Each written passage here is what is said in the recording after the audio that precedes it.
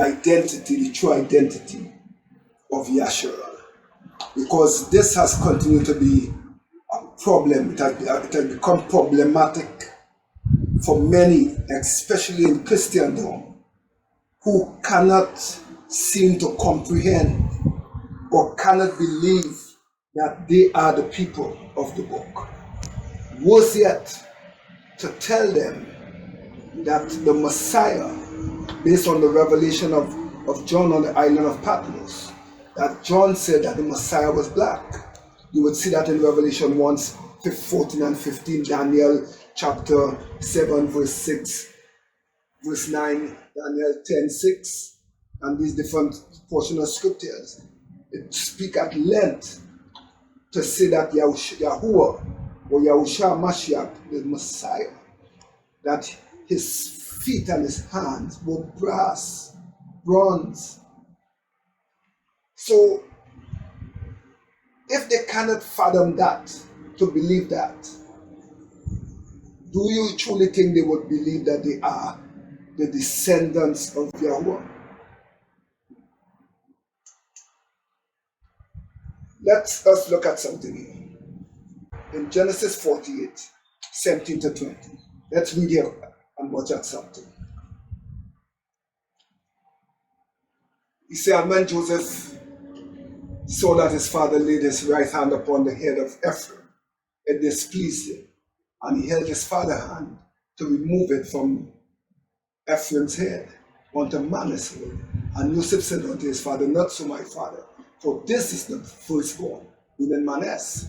He said, put thy right hand upon his head. And his father refused and said, I know it, my son, I know it. He also shall become a people, and he shall also become great. But truly his younger brother shall be greater than he, and his seed shall become a multitude of nations. And this is what we fail to realize. Now this seed that he talk about, that will become a multitude of nations, he said, and he blessed them that day, saying, in thee shall YasharAl bless, saying, you see? So we see that Ephraim is oftentimes referred to as YasharAl or Yisrael. Okay? So what we have to look at is that there is a difference between the house of Judah and the house of YasharAl. There's a difference. In ancient time, in antiquity, the Hebrews, right, they were not called Jews. In 2 Kings 25:25, you would see that it is made mention of they were called Jews. But this was when they were in Babylonian captivity. They were called Jews while they were in Babylonian captivity and while they were under captivity of the Assyrians. And it came to pass in the 7th month that Ishmael, the son of Nathaniah, the son of Elishama, of this royal seed, came, and 10 men with him, and they smote Gedaliah, that he died, and the Jews and the Chaldees that were with him at Mizpah. So we see that it was only when they were in Babylonian captivity that they referred to them as Jews. Nehemiah 5 also shows us the record. Where they came out from Babylon. He said, and there was a great cry of the people and of their wives against their brethren, the Jews. So you see, look at verse 8. Verse 8 says, and I said unto them, we, after our ability, have redeemed our brethren, the Jews, which were sold unto the heathens. So you could underline the word heathen in your Torah.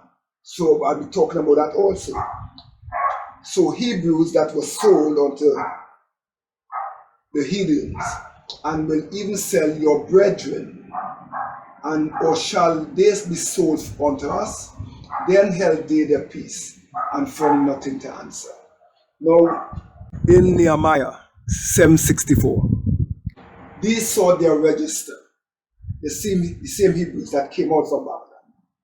Here it was now, they came back to the land, and they were looking for their register among those that were reckoned by genealogy. by lineage. But yet these people would tell us that we do not need to talk about genealogy or lineage or race because it is not important. And that is because when they came out of Babylonian captivity, they were looking for their historical roots as to who they are so that they could prove to the world who they are and what scripture says. But it was not found. Therefore were they as polluted, but put from the priesthood. Put from the priesthood. Right? We'll see this also again in Ezra 2:59. And that is what the enemy has always sought to do, to confuse the Hebrew, the true Hebrew people. Everyone else in the world can tell you their genealogy, their lineage, their roots, their ancestral roots. But we, the black people, cannot even trace our ancestral roots. We cannot tell you where they come from. All they tell you is that our ancestors were taken from slavery and we were sent into the La Trinity. And we love that. We love that. He said, but these were they which went up from Telima, La, Telhasha, Sherab, Adan, and Ima. But they could not show their father's house, where they came from, their ancestral roots, or their seed, whether they were of YasharAl. And that is why, my brothers and sisters, it is so important. That's why I continue to harp on us, in that we must know who we are as a people. We must know that we are the people of the book. We are the children of promise. We are the descendants of YasharAl. And because we are the descendants of YasharAl, we cannot afford to live like the heathens. We cannot afford to live like the heathens. And all this is because this is what played off. All in all, it was one kingdom. But we know in the time of Rehoboam, the kingdom was divided. One part went to Rehoboam, the other part went to Jeroboam. The divided kingdom now had 10 tribes. 10 tribes were referred to as the northern tribes. These northern tribes were also called the house of YasharAl. So we must ensure that there is that we delineate or we distinguish, right? We make that distinction between the house of YasharAl and the house of Judah. The house of Judah is referred to as Jews.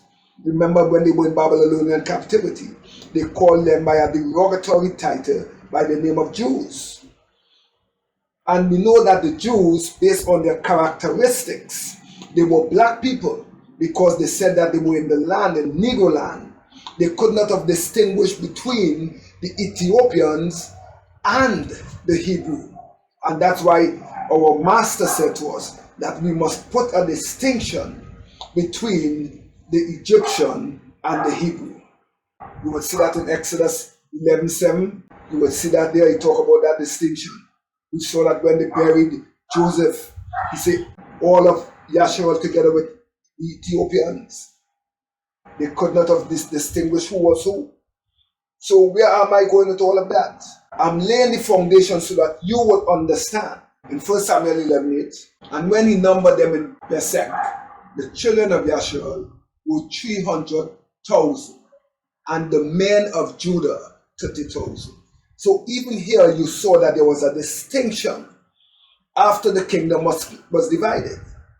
So you had the house of YasharAl, or the children of YasharAl, and then you had the children of Judah. Judah answered to Benjamin. Okay? To the house of Judah and Benjamin, together with some of the Levitical priests. In Jeremiah 3:8, we saw, and I saw, when for all the causes whereby backsliding YasharAl committed adultery, and I put her away. Backsliding who? YasharAl. And I put her away and gave her a bill of divorce. Yet her treacherous sister, Judah, say it again, feared not, but went and played the harlot also.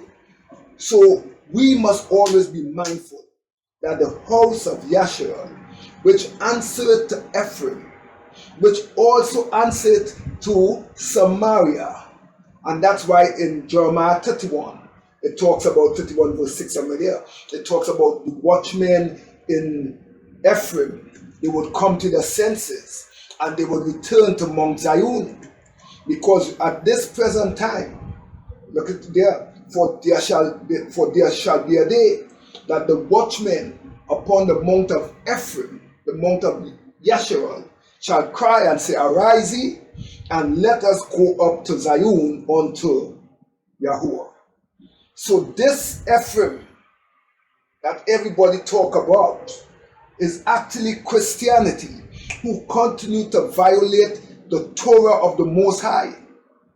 They continue to violate the Torah and teach people that the law is done away with, simply because Yahuwah said to them, based on Leviticus chapter 25 verse 48, after that he is sold, he may redeem again one of his brethren may redeem him, right? But remember, this was pertaining to the curse of Leviticus chapter 26, where it said to them that he would scatter them throughout the diaspora, or he would scatter us throughout amongst the heathen.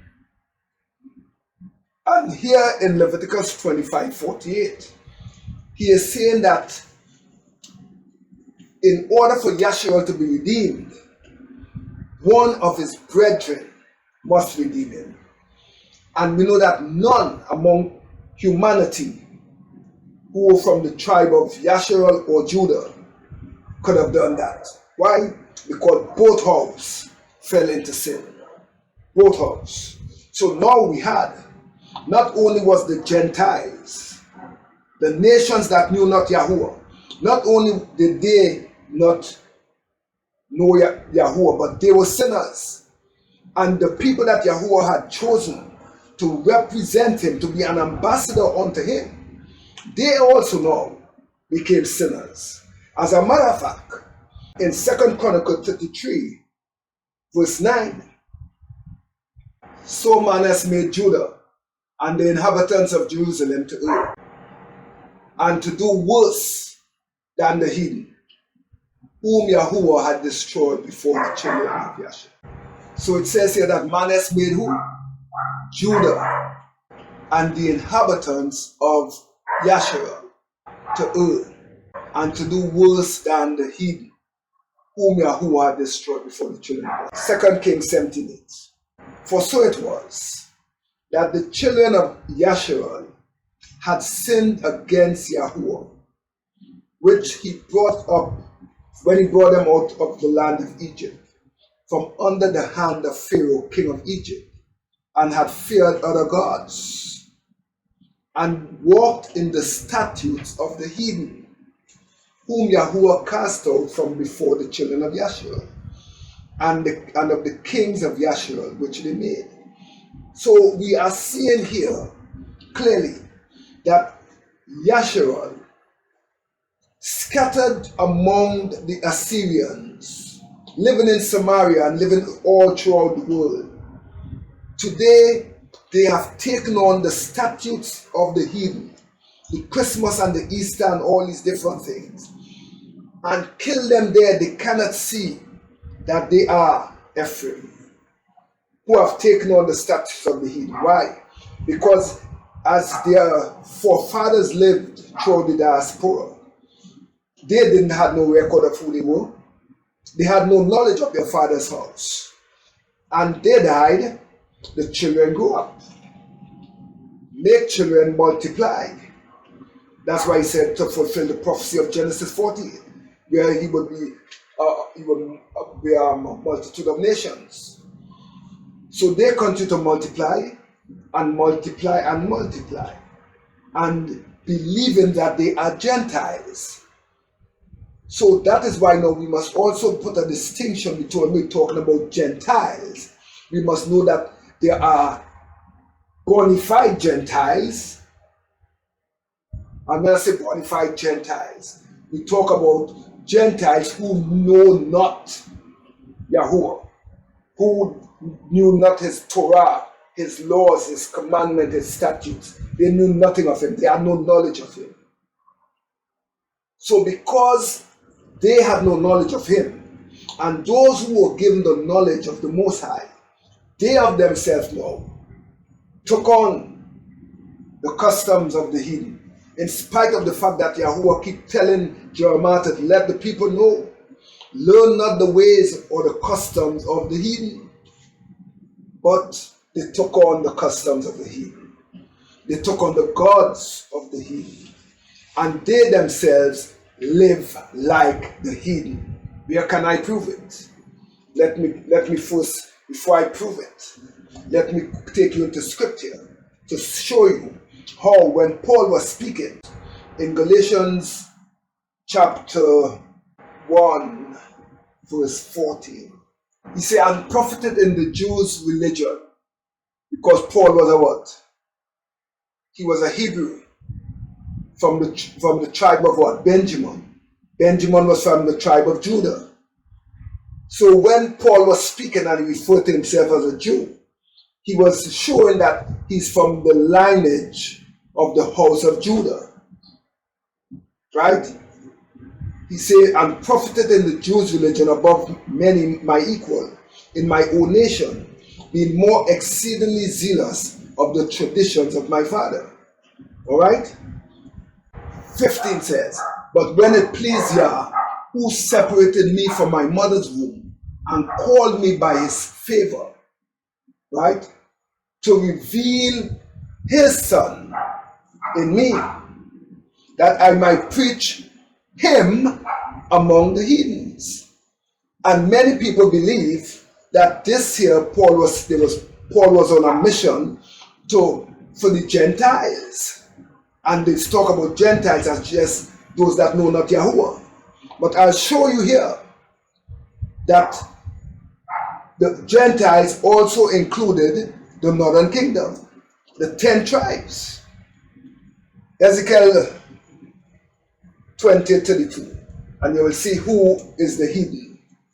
Because he went to preach Yahushua Mashiach among the heathen. Look at verse, I'll take it from 31 and 38 to 32, so you can see it in the context. "Wherefore say unto the house of YasharAl, thus said Yahuwah, are you polluted after the manner of your fathers, and committed you whoredom after the abomination? For when you offer your gifts, when you make your sons to pass through the fire, you pollute yourselves with all your idols, even unto this day. And I shall be inquired of by you, O house of YasharAl. As I live, said Yahuwah, I will not be inquired of by you. And that which cometh into your mind shall not be at all that you say, we will be as the heathen." So they count themselves as an heathen, as the families of the countries, to serve wood and stone. And Yahuwah said to them, "If you would not keep my commandments and my statutes and my Torah, I will scatter you among the heathens, where you would serve what? Wood and stone." And so said, so done, because of their ignorance. So when Paul spoke in Galatians, talking about, he was given here the commission to go and speak to the heathens. The heathens speak of the house of YasharAl, and even some who would have backslidden from the house of Judah. And that, my friend, is where Yahushua Mashiach said that all have sinned and fall short, because we were no different now from the heathen. So what are you saying? Because we are no different now from the heathen, that we must all continue in sin?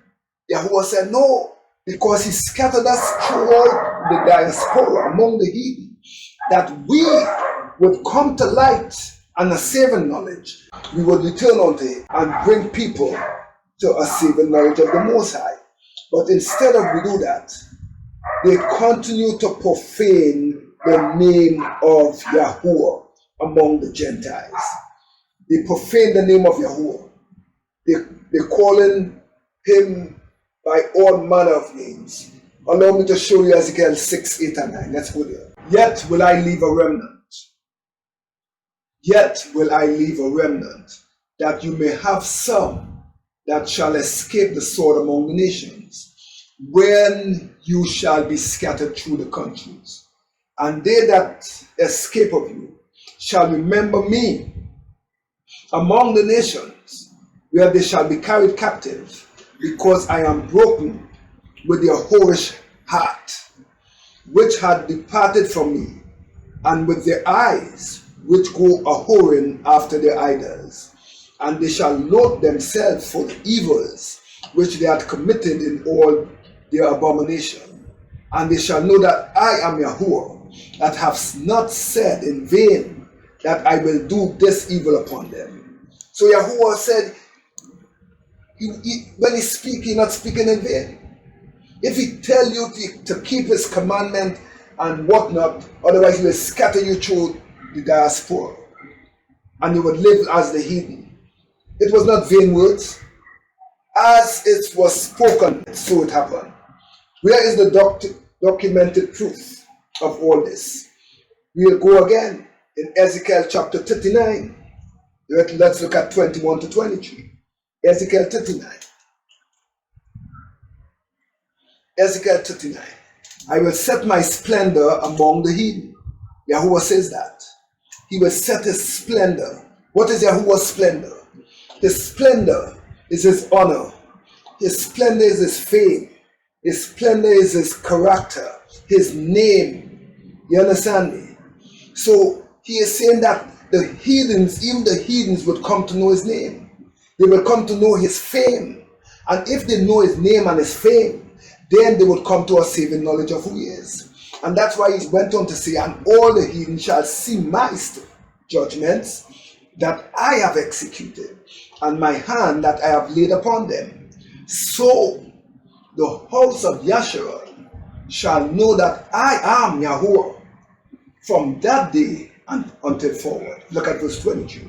And the heathen shall know that the house of YasharAl went into captivity for their iniquity.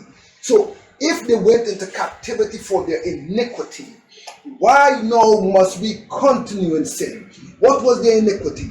Their iniquity was when they desecrate, they broke Yahuwah's commandment and his statutes.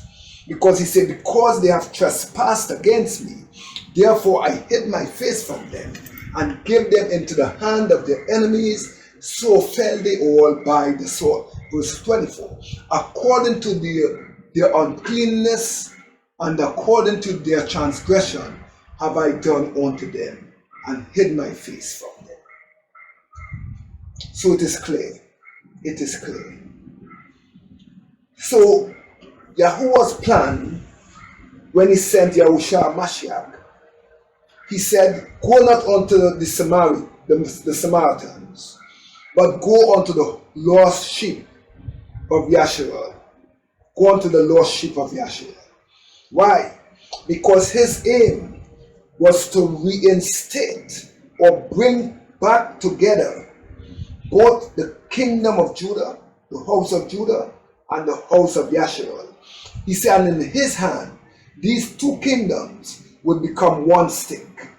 And in so doing, when they become one stick, even the Gohim, the Gentile that know not Yahuwah, they, like Ruth, would come into a covenant relationship, and they would be grafted in, because scripture says in Romans 11 that the Gentile must be grafted into the covenant of YasharAl. They must be grafted into. And in order for them to be grafted into, it means they must come under the covenant of Torah. Exodus 12, 14 and 49. Yahuwah made it abundantly clear of the principle that when a stranger shall sojourn with you and will keep the Passover or guard the Passover of Yahuwah, let all his males be circumcised. Now we know this here was outward circumcision back then. Today, we're talking about the circumcision of heart. And let him come near and keep it, and he shall be as one that is born in the land. So the unsaved or Philistine, he can come into a covenant relationship with the Most High. All he has to do is have a circumcised heart that will fear Yahweh, to keep his commandments. And once he embraced the sovereign one of YasharAl, the sovereign one of the Hebrews, then he now becomes one with YasharAl. He said, for no uncircumcised person shall be thereof. One law shall be to him that is homeborn, and unto the stranger, the Gentile, that sojourn among them. Romans 11:25. For I would not, brethren, that you should be ignorant of this mystery, lest you should be wise in your own conceit, that blindness in part is happening unto the house of YasharAl, until the fullness of the Gentiles come in. So Yahuwah, in his plan that involves all of humanity, but primarily he came to who? The house of YasharAl. And they continue to receive him not. So this same promise, this courtesy, the olive branch, is extended even unto the Gentiles. Until, he said when? Until the fullness of the Gentiles come in. And so all of YasharAl shall be saved. As it is written, for there shall come out of Zion the deliverer, and he shall turn away ungodliness from Jacob. Who is Jacob? Jacob is Israel. In 2 Maccabees, we're going to look at chapter 4, verse 13. And I will show you something here. I want you to follow me and look at the connection. Because Yahuwah chastised YasharAl because they were learning the customs of the heathen. To learn the custom of the heathen nations is referred to as assimilation of Greek culture, or it is also called Hellenization. And the definition of Hellenized is simply means to adopt the Greek customs.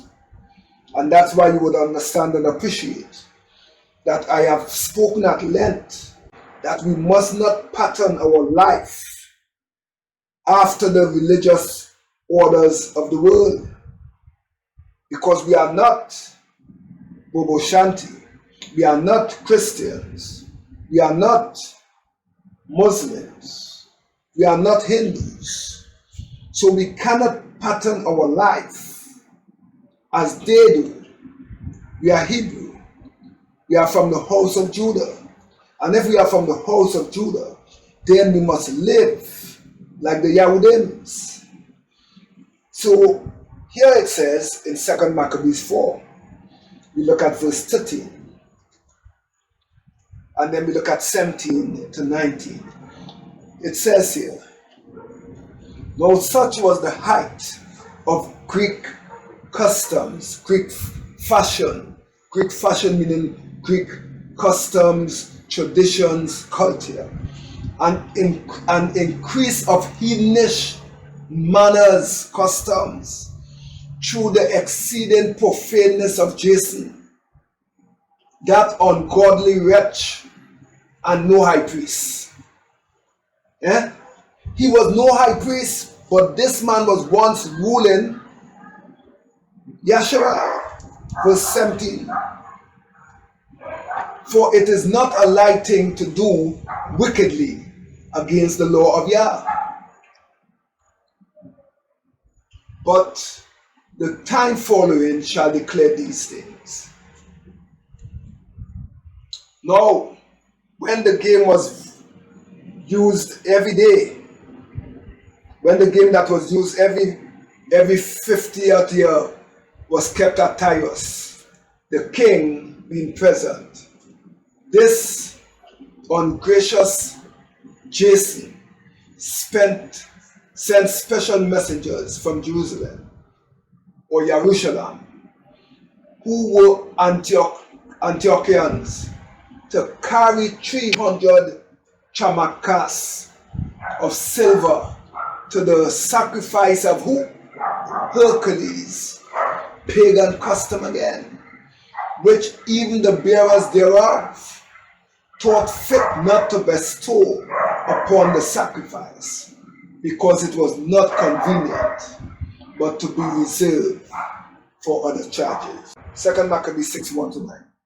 Not long after this, the king sent an old man of Athens to compel the Jews. So when they talk about the Jews, we know who they're speaking of. To compel the house of Judah to depart from the laws of their fathers. And this is very important, because the only people that remained keeping the laws of Yahuwah was the house of Judah. Right? So YasharAl, the house of YasharAl, they departed from the law, living like the Gentiles, living like the heathen. So they would not keep in law. The only house that were keeping law was Judah. So here they were speaking specifically of Judah, where he said, not long after this, the king sent an old man of Athens to compel the Jews, the house of Judah, to depart from the laws of their fathers, and not to live after the laws of Yah, and to pollute also the temple of Jerusalem, and to call it the temple of Zeus, or Ayupata, Olympus, where you have the Olympic Games. And remember, what was their strategy? Their strategy was to build a stadium, it was, a gymnasium, adjoining to the synagogue, the house of meeting. And they built it for the purpose, because they knew that if they put the distraction there, the people will not focus on Yah.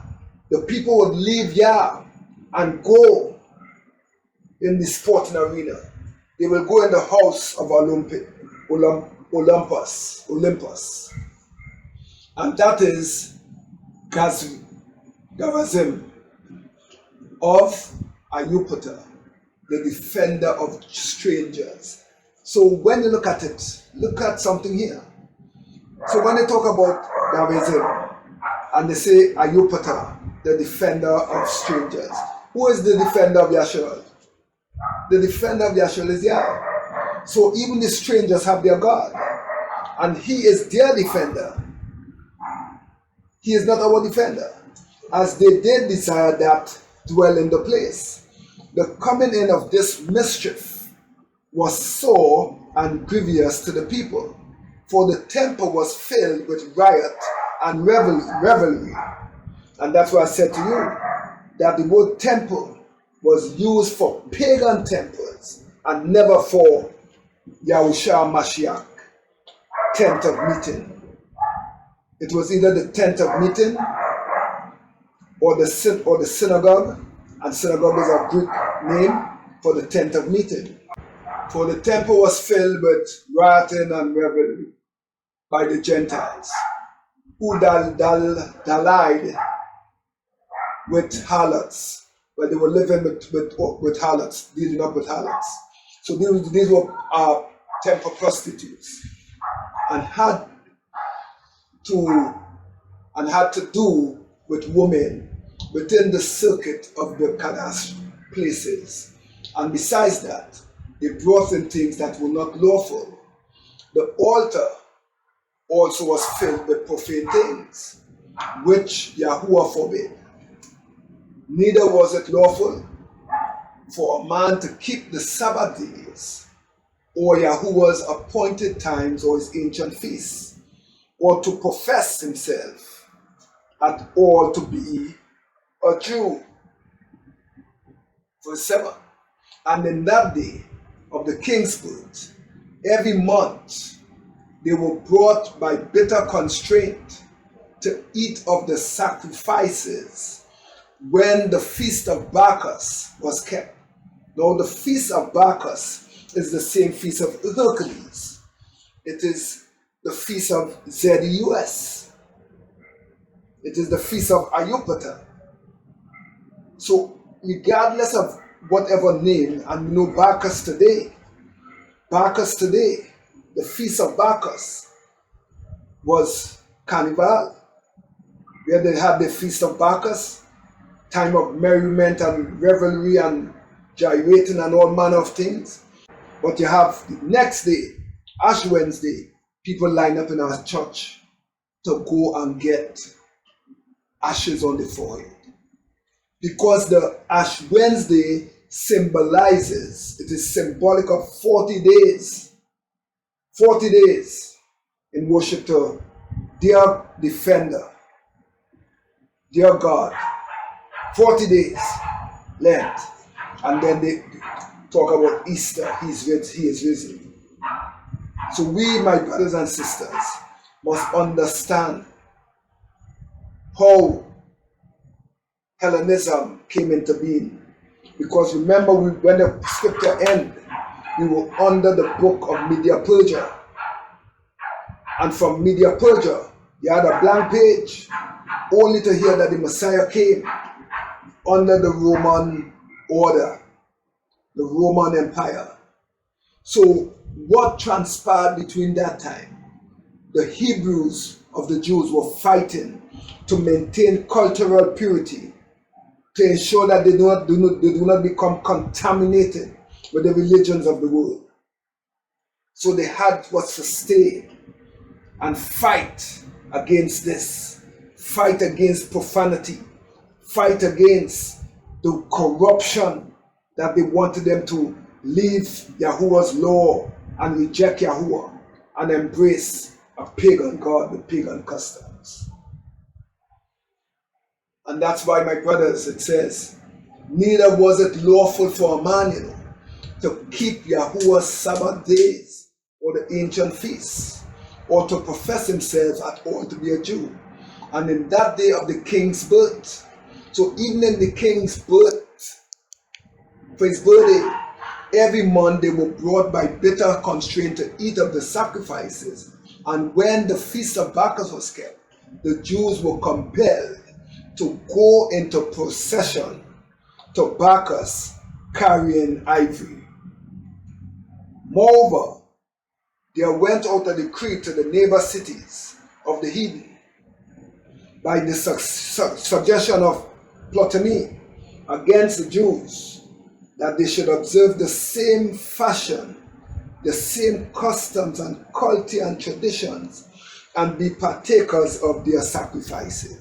And whosoever would not conform themselves to the manner of the Gentiles or the manner of the heathens should be put to death. Then might a man have seen the present misery. So my brothers and sisters, we see right here, right here. Let me read verse 10 one time. For there were two women brought, who had circumcised their children, whom when they had openly led round about the city, so they made a puppy show of them, with the babies hanging at their breasts, and they cast them down headlong from the walls. Let me read 11, please. And others that had run together into Kir nearby to keep the Sabbath day secretly, being discovered by Philip, were all burnt together, that they may make a conscience to help themselves, because they made a conscience to help themselves for the honor of the most sacred day, which is Yahuwah's Sabbath. But now I beseech thee, those that read this book, that they be not discouraged for these calamities, but that they judge those punishments not to be for destruction, but for a chastening of our nation. And I stop right here. I stop right here, my brothers and sisters, because it tells us clearly All of that was simply because it was for a chastening of our nation, that we must return to the Most High. And that's why Paul said that all of YasharAl will be saved, because they must come back. They must return to the Most High Lord. Look at Malachi 1:11. For from the rising of the sun, even the going on of the same, my name shall be great among the Gentiles. And in every place incense shall be offered unto my name, and a pure offering. For my name shall be great among the heathens, said Yahuwah. Look at Romans 15:8. Look at Romans 15:8. In Romans 15:8, you would see again, now I say that Yahushua Mashiach was a servant or a minister of the circumcision, so he was a minister of the Jews, because he came after the whole from the tribe of Judah. He was the high priest of the tribe of Judah. And if he was the high priest of the tribe of Judah, then we from the house of Judah, he is our king. And he came to be to be the minister of the circumcision for the truth of Yahuwah, and to confirm the promises made unto our fathers, and that the Gentiles might magnify Yahuwah for his favor, as it is written, for this cause I will confess to thee among the Gentiles, and sing unto thy name. And again he said, rejoice, you Gentiles, with his people. And again, praise Yahuwah, all ye Gentiles, and laud him, all ye people. You understand? And here he says, and again, Isaiah said, there shall be a root of Jesse, and he that shall rise to reign over the Gentiles, and in him shall the Gentiles trust. So the Gentiles was not called to continue to trust in their defender, Ayupata, but they have been called to trust into the one that came from the root of Jesse, the tribe of Judah. In Galatians 3:13, when Shaul again writing to the Galatians, he said, curse, Yahushua Mashiach had redeemed us from the law, from the curse of the law.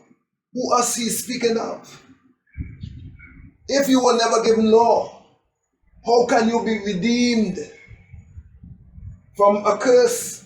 So again, no, I'm not no big fan of English.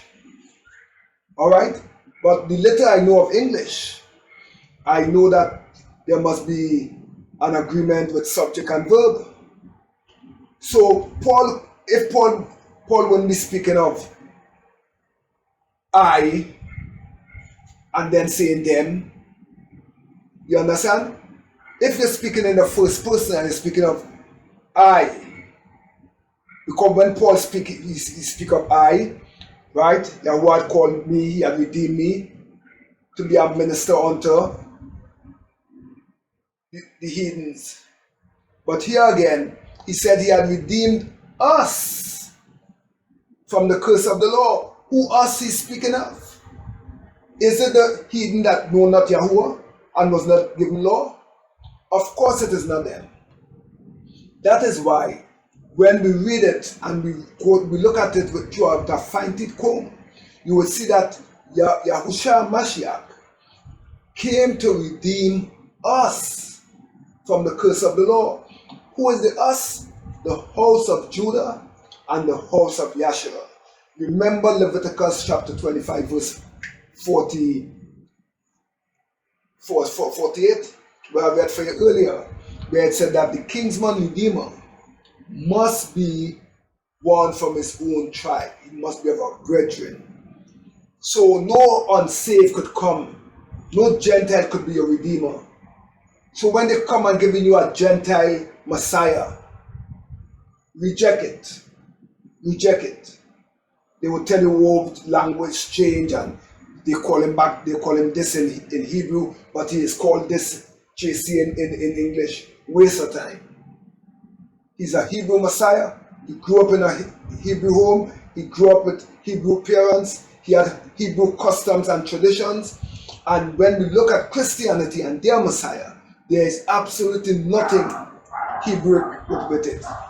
So that's why he said, curse, Yahushua Mashiach had redeemed us from the curse of the law, being made a curse for us. For it is written, curses everyone that hangeth on a tree. Alright? So, brothers and sisters, I trust that the little distinction between an understanding as to who is Ephraim and who is the heathen, how they became heathen in nature, right? And what is I want you to remember also is how they could not have remembered which house they came from, because there was no record of it, no record of their lineage. And today, people will tell you, lineage it doesn't matter, it is not important. But all of them know their historical and ancestral roots.